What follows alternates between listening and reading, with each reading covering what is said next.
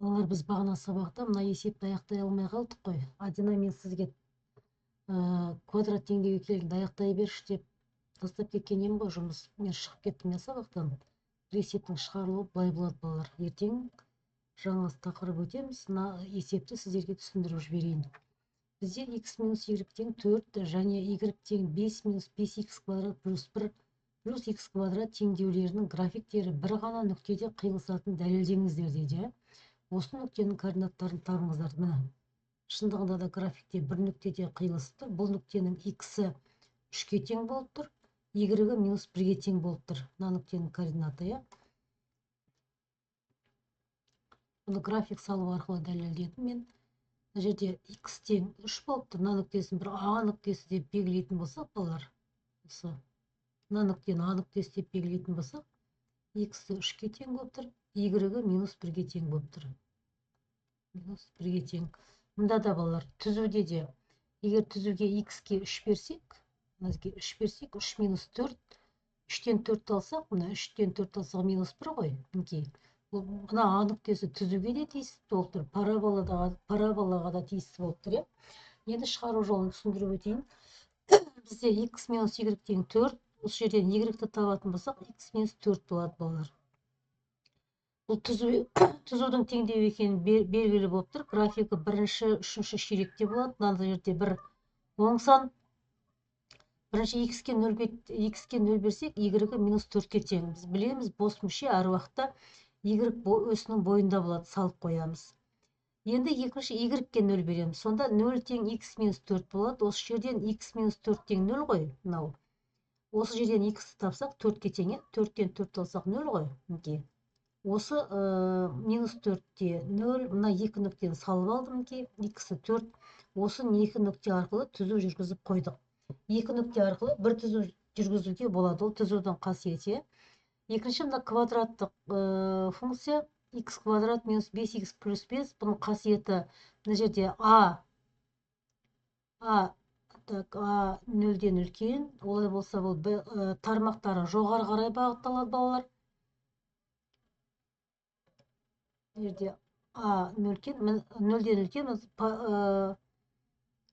тармақтары жоғары қарай бағытталды. Бұл жерде оңай болу үшін мен бірден параболаның табанының төбесінің координаттарын, мен өз парабола жоғары қарай салынса табаны деп айтам, төмен қарай салынса төбесі деп айтам. Негізі екеуінде де төбесі деп айтуға болады, одан қате жоқ. Мен жоғары қарай тұрғанда деген мағынада айтып жатқаным ғой. М тең минус 2адан В формуласы арқылы салған парабола бұл жағдайда бізге қолайлы болып тұр. М тең минус 2адан В, балалар, былтыр 8-ші класста өткен бізде төбесінің координаттарын табу. М тең, бұл яғни x-ті табу деген сөз.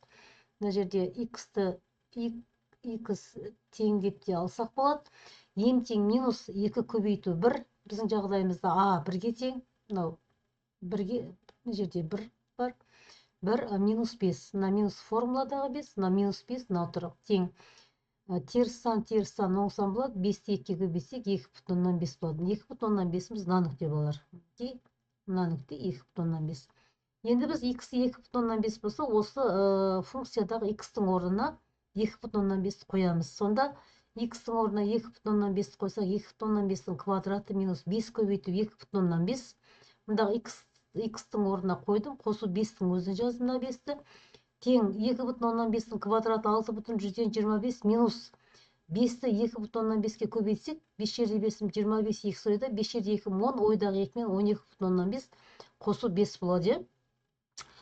Мына жерде минус 12,5-тен 6,125 таптасақ, минус 6,125, оған 5 қосақ, минус 1,125. Немесе 1,4-тен 1 деп алуға болады. Олай болса, мына 2,5-іміз мынау болады. Біріміз мынау, 1,4-тен 1-іміз мына нүктем. Мына параболаның төбесі. Минус 1,4-тен 1, мына 1,125. Мына 1,125 мынау тұр. Мына нүкте болды.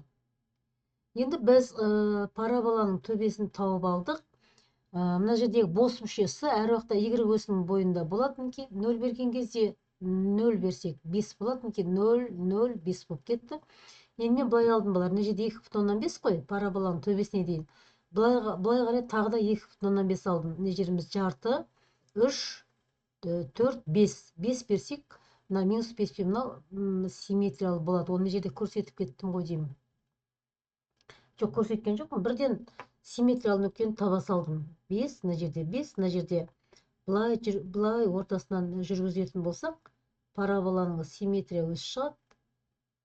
Тармақтары осы параболаның симметрия өсіне қарағанда бір-біріне симметриялы болу керек.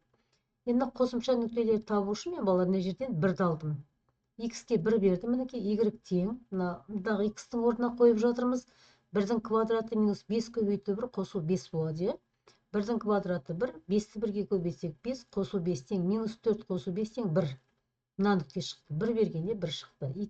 X-ке 1 беріп едік, y-іміз де 1-ге тең болды. Мынау 1. Енді 1-ге симметриялы нүкте, мынаның алдында 2 бар ғой. 2,5, 1, оған симметриялы нүкте мен 5-ті алдым. Мінекей 5, 1, мына жерде 1,5, мына жерде 3-ті алдым балалар. Мына жерде 3 деген нүкте бар ғой. Енді x тең 3, мінекей. X тең 3 деп тұр. Мына 3 дегеніміз мына нүкте, мінекей. Осы 3-ті алып қоямыз мына жерге. 3-тің квадраты минус 5 көбейту 3 қосу 5. 3-тің квадраты 9 болады. 5 жерде 3-ім 15, мына тұр қосу 5. 9-дан 15-ті алсақ, минус 6 қосу 5, минус 1-ім шықты мінекей. Мына 3 бергенде минус 1 шықты. 3-іміз мына нүкте балалар. Мына ол түзудің 4 деген нүкте. Шыны болды. Қойып жіберейік. Мынау 3 емес балалар. 4. 3-іміз мынау тұр. 3 берсек, минус 1 болды мінекей.